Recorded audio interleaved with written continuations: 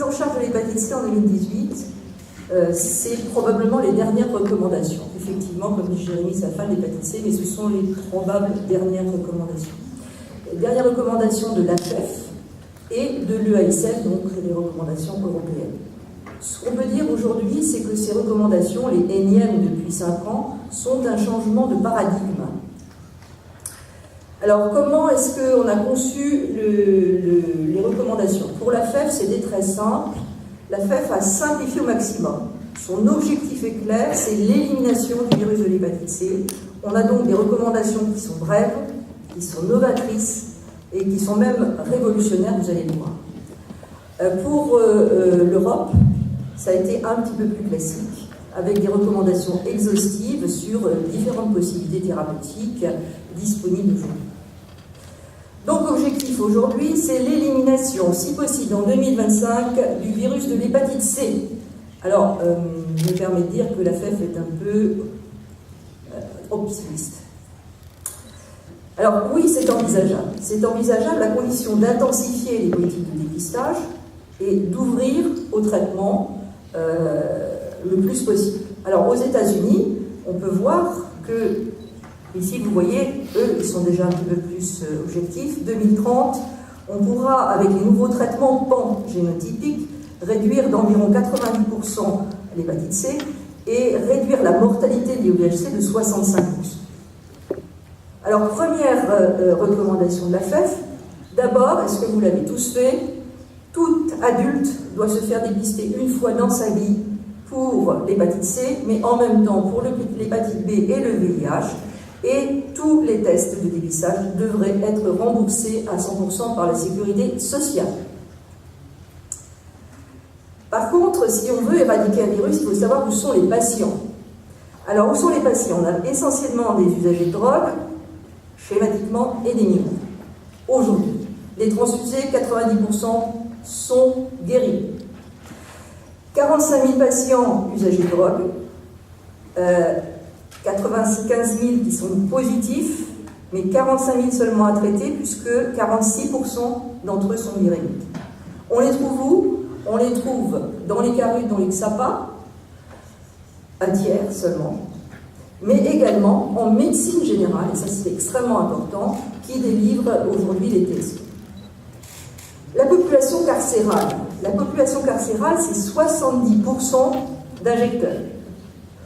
4,8% de prévalence de l'hépatite C, 46% d'ARN positif, 2,5% des personnes détenues sont virémiques et donc entretiennent l'infection.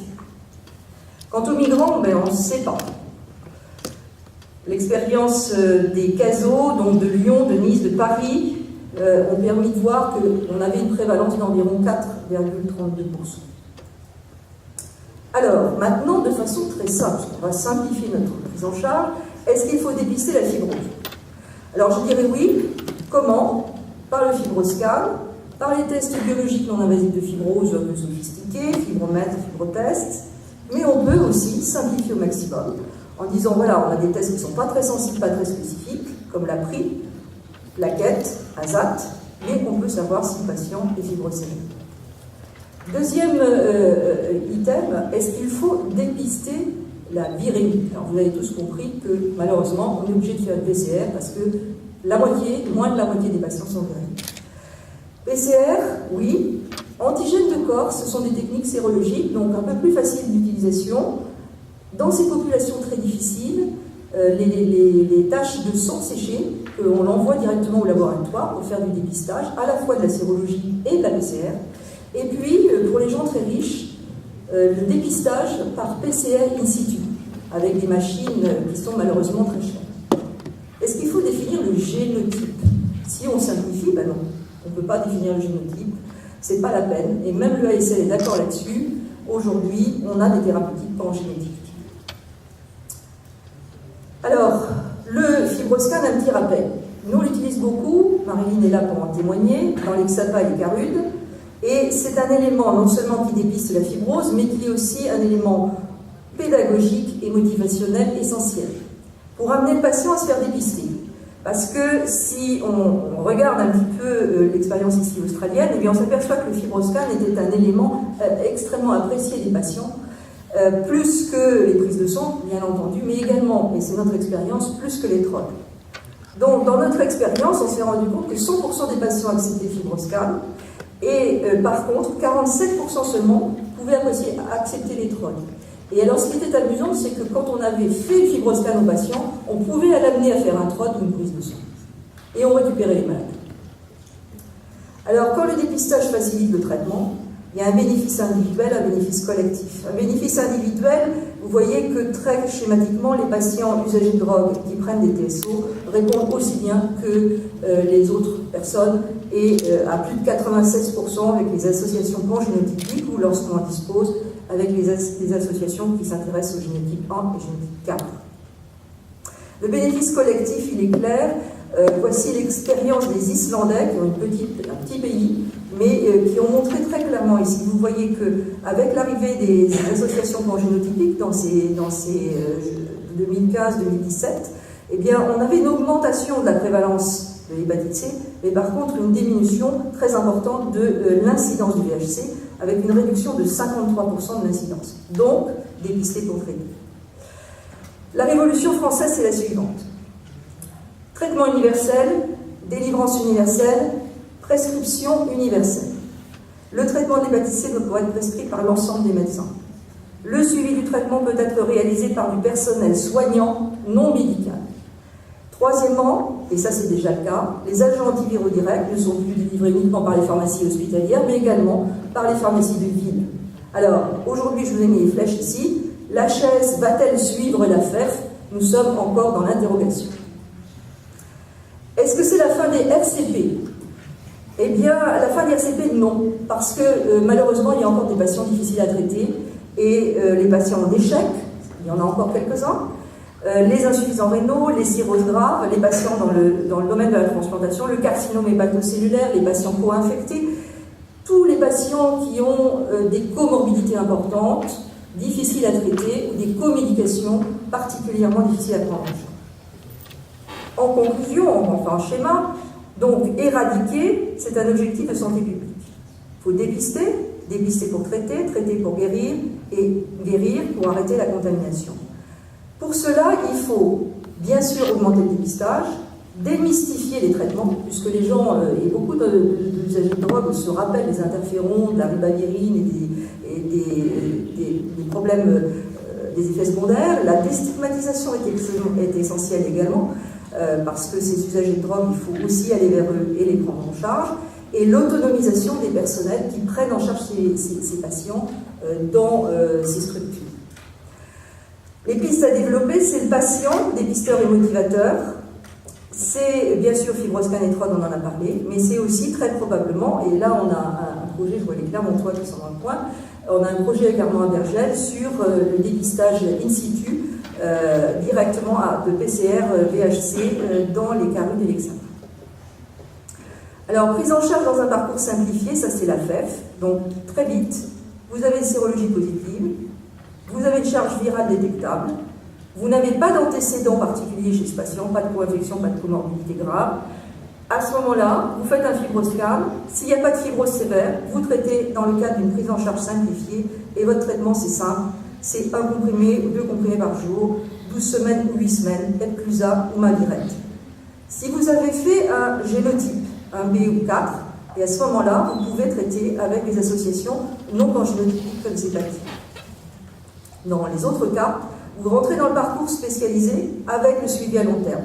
Et j'ajoute que ces patients de parcours complexe vont représenter une minorité de patients. Traitement de parcours simplifié, vous avez vu Epclusa, Mavirette. N'oubliez pas les interactions médicamenteuses parce que malheureusement, vous pouvez mettre en cause la validité de votre traitement. Et puis, il faut mesurer la charge virale 12 semaines après l'arrêt du traitement pour s'assurer de la guérison virologique, bien sûr. En parcours spécialisé, quelles sont les stratégies? Les stratégies, là aussi, sont centrées sur le pan génotypique. Donc, Epclusa, Mavirette. Alors, pour le Mavirette, il y a 2 petites conditions. Le G3 pré-traité par PEG interféron ribavirine, c'est 16 semaines de traitement, au lieu de 12, 8. Pour les patients qui ont des fibroses sévères, On n'est plus à 8 semaines, mais à 12 semaines de traitement. Pour les autres stratégies selon génotype, vous avez encore l'Harmonie pour les génotypes 1, 8 semaines sans fibrose, Zépatir, Grazoprevir et Basvir, 12 semaines, voire 8 semaines pour les génotypes 1B, et ça aussi c'est un travail qui a été fait avec Clermont-Ferrand, c'est le protocole Striger. Et puis, dans le reste des cas, c'est 12 semaines donc pour les génotypes 1A, charge virale inférieure à 800 000, génotype 4. Ce qui est important, je l'ai mis en gros, si vous faites des fibroscans en post-thérapeutique pour suivre l'évolution de la fibrose, le patient va diminuer son fibroscan et ce n'est absolument pas pronostic de l'évolution. Très vite, les cas particuliers. Pour les échecs de traitement, ça relève de la RCP, on est bien d'accord. La FED a donné des indications que pour les patients en échec de DA de première génération. Donc c'est très simple. Vosevi, c'est la trithérapie Gilead, avec l'IP en plus, 12 semaines. Ou Vosevi plus ou moins ribavirine pour les patients cirrhotiques, génotype 3, 12 à 24 semaines. Pour les DA de première génération, cirrhose décompensée, attention, on ne peut pas utiliser d'IP, et je le répète encore une deuxième fois parce que vous pouvez décompenser le patient d'un inhibiteur de protéase, donc vous prenez de l'Epclusa, de la ribavirine, 24 semaines. Pour les deuxième génération, les échecs des DA de deuxième génération, il n'y a pas de recommandation à faire. Par contre, il y a des recommandations de l'EASL, et ces recommandations pour les prédicteurs de moins bonne, pour ceux qui ont une prédiction de moins bonne réponse, c'est l'association de sofosbuvir et de mavirette. Vous voyez, on mélange les associations thérapeutiques, 12 semaines. Et pour les patients encore plus difficiles à traiter, c'est-à-dire qui ont eu au moins deux lignes de traitement et qui ont des résistances complexes, à ce moment-là, on va proposer Vosevi plus ribavirine, donc la trithérapie Gilead plus riba, ou sofosbuvir plus mavirette plus ribavirine, 16-24 semaines. Donc là, on met la ceinture et les bretelles. Pour la cirrhose décompensée, je vais très vite pour dire simplement, surtout n'utilisez pas d'IP. Pour les transplantés hépatiques, un petit flash pour dire qu'il faut traiter précocement après la transplantation si le patient n'a pas été traité avant. Et il faut attendre la stabilisation du traitement immunosuppresseur, faire un DDM, donc un monitoring des immunosuppresseurs pendant et après l'utilisation des drogues à action antivirale directe. Je crois que c'est très très important parce que l'affaire dit on peut utiliser du Epclusa ou du mavirette, l'ISEL dit on peut utiliser Epclusa ou Harmonie seulement, parce qu'avec mavirette, on va avoir plus d'interactions médicamenteuses avec les immunosuppresseurs. Alors c'est probablement vrai, mais ce qu'on peut recommander schématiquement, c'est de faire du monitoring. L'insuffisance rénale, très vite, on a deux options thérapeutiques. Mavirette, Zépatir, pour tous les patients qui ont des insuffisances rénales sévères, c'est-à-dire des DFG inférieurs à 30 millilitres minute. Un petit clin d'œil pour dire qu'aujourd'hui, en France, je parle de l'AFSAPS, hein, oui, c'était 2004, on autorisait la possibilité de greffer des patients qui étaient porteurs du virus de l'hépatite C et virémique, uniquement, on ne pouvait greffer que des patients également porteurs du virus de l'hépatite C. Et aujourd'hui, le ASL indique la possibilité de greffer des patients qui ne sont pas porteurs du virus de l'hépatite C avec des greffons HCV RNA positifs.